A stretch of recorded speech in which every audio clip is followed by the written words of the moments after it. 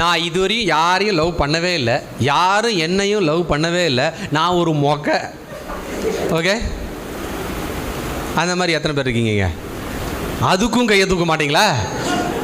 எதுக்குமே கையை தூக்க மாட்டேங்கிறீங்க. அப்படி இருந்தீங்கன்னா ரொம்ப சந்தோஷம். நீங்களும் ஒன்றும் பண்ண தேவையில்ல. இந்த மூஞ்சிக்கு எந்த மூஞ்சி நல்ல மூஞ்சின்னு வீட்டில் இருக்க 2 மூஞ்சிகளுக்கு தெரியும், அவங்களா பார்த்து பண்ணி வைப்பாங்க, அவ்வளோதான். ஓகே, நீங்கள் கம்முன்னு வெயிட் பண்ணிங்கன்னா நல்லா அவங்களுக்கு தெரியும். நல்லா கவனிங்க அன்பான சகோதரிகளே, நீங்கள் எப்படிப்பட்ட டைப்புன்னு உங்கள் அம்மா அப்பாவுக்கு நல்லா தெரியும். அதனால் உங்களுக்கு ஏற்ற மாதிரி ஒரு நல்ல ஒரு இழிச்ச வாயனை அப்படியே அவங்க கொண்டு வந்து அவர்கள் உனக்கு முன்பாக நிறுத்தி வைப்பார்கள். நீ தலையாட்டினால் போதும்.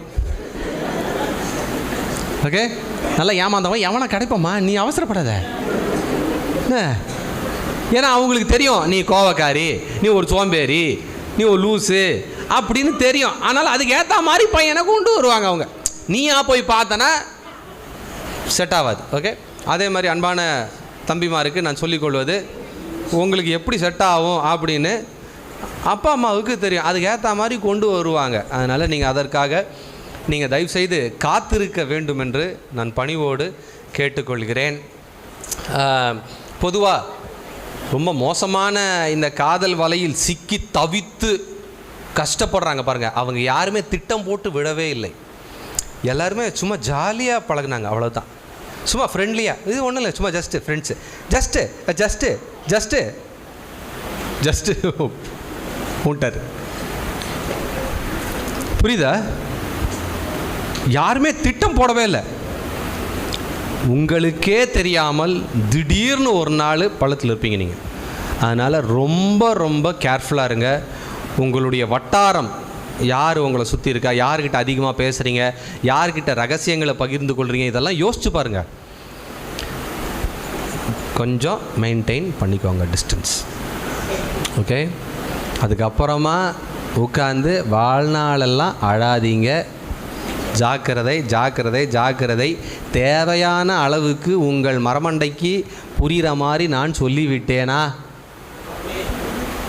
ஒரே ஒரு ஆமீன் வந்திருக்குது. ஓகே, ஸோ ரொம்ப ரொம்ப நீங்கள் ஜாக்கிரதையாக இருக்க வேண்டும். ஓகே, மரித்த இயேசுவும் 3ஆம் நாளிலே உயிரோடு எழுந்தாரே. 12 சீடர் நடுவினில் தோன்றி ஆசிகள் அளித்தாரே. உலகத்தின் முடிவில் மறுபடி தோன்றி நம்மையும் காப்பாரே.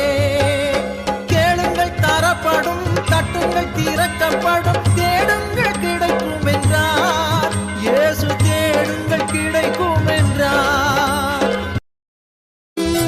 நீயே எமது வழி, நீயே எமது வழி, நீயே எமது ஒளி, நீயே எமது வாழ்வு இயேசையா.